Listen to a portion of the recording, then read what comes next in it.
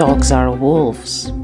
No matter what your vet, your neighbor, or your logic tells you, dogs are wolves, even if they look like this. Yeah, even this is almost 99% wolf DNA. Yes, during domestication, their behavior and anatomical features developed. They changed. Their facial muscle anatomy evolved, and it evolved for no other reason than for facial communication with humans, with us. But their teeth reflect their meat-eating evolutionary history, and they generally show unmistakable evidence that their bodies and digestive system are optimized for eating meat, raw meat. Dogs can actually interbreed with wolves and have fertile offsprings. Now, I'm not really a fan of the wolf dog for many reasons, but what more proof do you need that they're pretty much the same species, to put it in layman's terms? Now, this is not going to be one of those videos where I trash the pet food industry for falsely conditioning vets and pet owners into believing that this is better than this. I find that simply hilarious, and I'm adding links in the description below in case you want to understand how billion-dollar companies subsidize veterinary schools and studies, and how they're responsible for what is more like a systemic nutritional abuse of our pets. And yes, I know that throughout domestication, during feeding time, dogs were never getting the best cut. I mean, of course we've been feeding them leftovers since forever. And yes, dogs can survive on bread and rice and kibble and leftovers. But the fact that we've lowered the standards of an animal's nutritional needs because we humans have been, as a species, always entitled to the best cut and always lazy when it comes to anyone else's needs other than our own is not an excuse.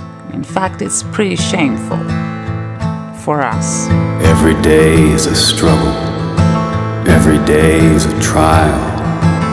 Every day is a failure. I have to walk another mile. So this is Apollo, one of my 3 dogs. Now, Apollo's dietary preferences are pretty simple. Does it fill a hole? If it does, I eat it. So he'll eat anything that's barely edible apart from vegetables and fruit. He's almost offended when you offer him a piece of apple. If he can, he will get and eat anything he finds on the ground. Kibble, leftovers, trash, half-eaten, moldy piece of bread. Not feces, though, never. He never eats poop. Anyway, so every time we're out on a walk, he finds anything on the ground, he tries to grab it and eat it. I scream, I say no, and he leaves it. Even if it's chicken leftovers, souvlaki, greasy and delicious, I scream, he listens. And the reason why I scream is because of poisoned baits. Now, I don't know where you come from, but here you can lose your dog to poisoned baits at any moment. Poisoned baits, usually burgers mixed with rat poison or glasses, are left everywhere by random executioners that are trying to exterminate the strays, mainly, but also pet dogs that have the audacity to walk the streets designed for people only. Many pet dogs have lost their lives this way. Countless strays are losing their lives every year. People have lost their dogs to poisoned baits thrown in their yards, in their balconies. This is how Diamond, a guide dog, died. A freaking guide dog. Even wild animals are losing their lives to poisoned baits intended for dogs. So dog owners here scream to their dogs whenever they grab something from the street. They scream to the point where to anyone who's not from around here might seem like animal abuse.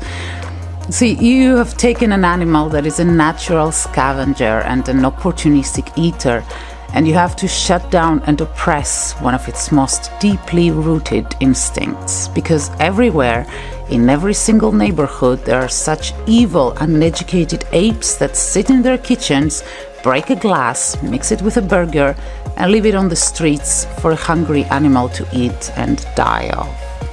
It's cruel out there for dogs, for him.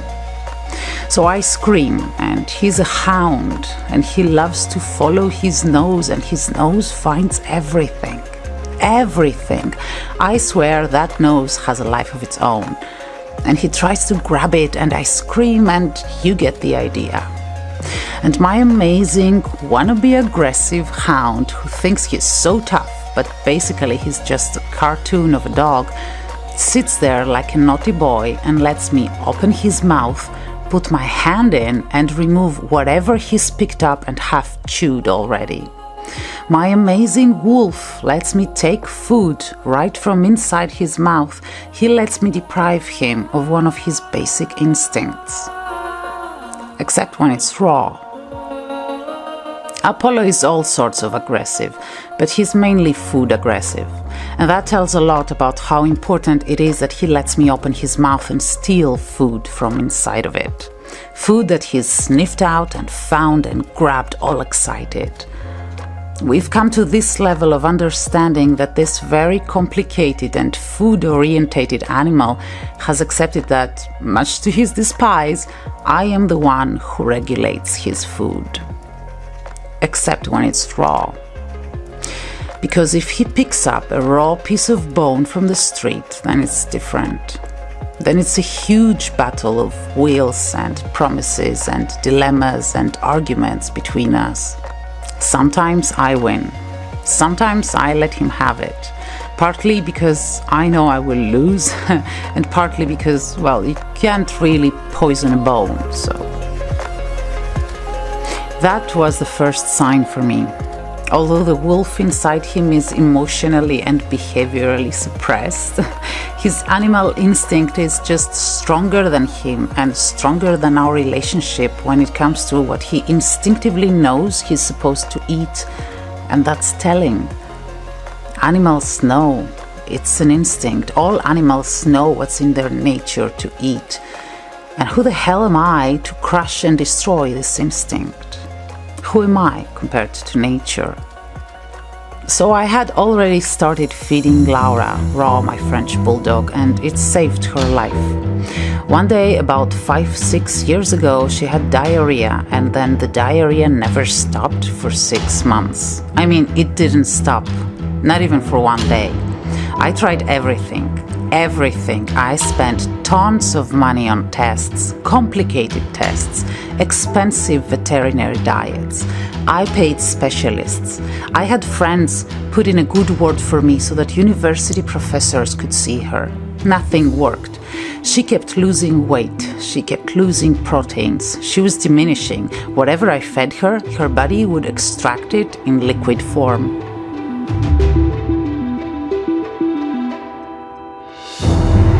One day, much to the disgust of all the vets I had consulted, I fed her commercial raw food and kept my fingers crossed. The next day, the diarrhea was gone, and she's never had it again, apart from a couple of times she fell ill. But that doesn't count. With that, I realized that there must have been something wrong with everything I had tried before, even the cooked meat. Her body was just rejecting everything, and I mean, look at her. She's as far from a wolf as I am, but still, it's not about the appearance. This body, this stomach, this digestive system needed a wolf's diet. And that experience was also very telling about how conditioned the vets are to insist on a lie invented by the pet food industry. You see, in those 6 months, I took her to, as I always do, half a dozen vets that suggested various commercial foods. Each diet was tested for about a month and a half, and after that failed, they suggested another one. Poor thing even had to eat a soy-based white kibble, and the result was me having to clean up white diarrhea from the streets twice a day for a month. When all kibble failed, the vets started suggesting cooked meat. Oh, now you're suggesting meat after I nearly went bankrupt. Cooked chicken with rice for a month, cooked rabbit with sweet potato for a month and a half. You see, it took them months to suggest freaking meat, but still they just couldn't bring themselves around to even spell the word raw. Whatever. Raw saved her life. Had I known before, it would have saved me a ton of money too, but I guess if I'm saving money, someone else is not making it, so... For about a year, she was eating raw, and my big two were continuing with their kibble diet. I had no reason to change their food. They seemed fine with it. They're mixed breeds, not that sensitive, they've done time on the street, so... And that's the mistake most pet owners make. They wait until something goes wrong. As long as the machine keeps functioning, why bother, right? Even owners like me, I live for my dogs. Eventually it hit me. He was 8 and she was 9. What the hell was I waiting for until they turned 12, 13, or dead?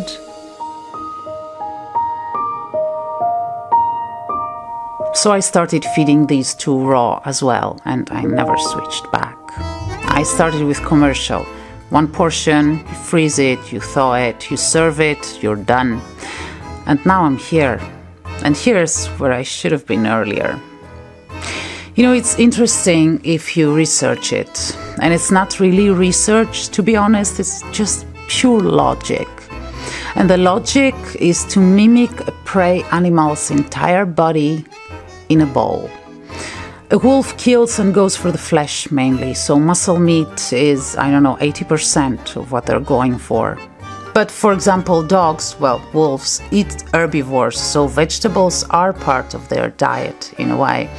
As they consume the entire animal, they also consume the stomach and its contents. So the vegetables in dogs' diet need to resemble the stomach contents of their prey in quantity and in form, so not too many and preferably smooshed, as they would be in a stomach. For the same reason, guts are part of their nutritional needs too. All guts and organs, not just liver, because it's easier to find.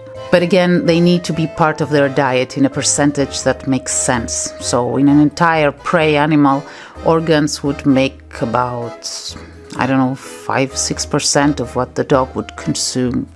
And then it's the bones. The thing with bones is purely psychological, which is brilliant.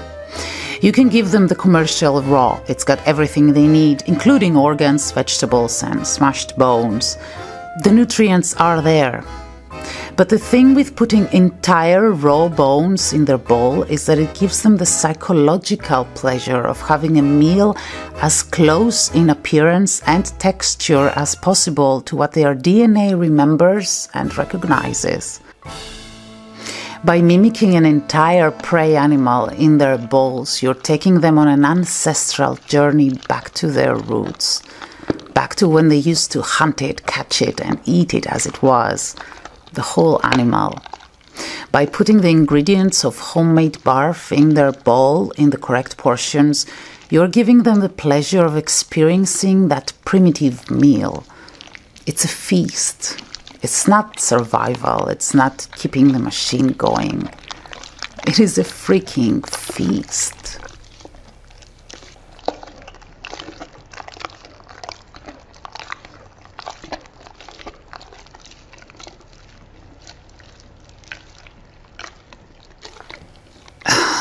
There's one problem. It's got nothing to do with dogs. It has to do with me. Okay, nature is not a fair place to anyone other than nature itself. It's full of killing and death, and all that killing serves one purpose, a purpose higher than the value of any individual life, the purpose of maintaining the balance. Every day is a heartbeat. Every day another moan. Every day is a gallows. I can feel it in the bone. I'm alone. Take me home. Now, I am the type of person that every time there's a chase scene in a wildlife documentary, I secretly hope that the prey survives, while at the same time I share the excitement of the hunt. It's a combination of admiring nature at its most brutal and raw, while simultaneously siding with the victim. Although nature does not see the prey as victim, and I'm very well aware of that. Every day is a rabbit trap and a walk of the lamb. Do you think you can sue me for that. As a judge of the land, I'll go wherever you go. Now, I don't know how compassion made its way into the very complicated brain of some of us, the Homo sapiens, but it's there now, and I just can't ignore it. The other thing I can't ignore is that at some point in our evolutionary history, humans sided with the predators. We made them our allies, and together we went for the hunt. And here we are today, facing the consequences of that choice, which probably wasn't even a choice. As you make the bed, so you must lie. The thing is that everywhere in nature there's tons of them and just a handful of them. Predators are supposed to be outnumbered. That's how nature keeps the balance, and nature is wiser than you and I. I'm guessing that this fact might also be the root of our cognitive dissonance when it comes to empathizing with the pain of predators compared to the pain of prey. Prey comes in numbers. Predators come with individuality. So with predators being always less and prey being always more, balance is achieved. Now nature would never allow a predator to reach such huge numbers as dogs and cats have today, since the amount of prey needed to sustain the survival of so many predators would be anything but balanced in any ecosystem designed by nature. Nature is not self-destructive. But then we happened, and we've twisted and distorted the balance to such extent that the killing needed to feed our predatory friends is suddenly too much. It's unecological, it's a destruction, it's abuse. Never should dogs be that many. Never should cats be that many. Never should we, actually. Whether it's kibble or canned food or commercial raw or homemade raw, it doesn't really matter when you put it in that context. Whatever it is, it's just too much. But we can't possibly blame the animals for it. They just followed us to our journey of ruling the world. No one knows where the life force flows. No one knows where the next wind blows. All I know is that I'll follow you. I know one thing. Having a freezer full of actual meat and offal instead of a cupboard full of processed meat, offal and animal byproducts mixed and dried and preserved and made to look like biscuits in a plastic bag with fancy colors, a brand name and a photo of a happy purebred on the cover just makes me feel more honest, I guess.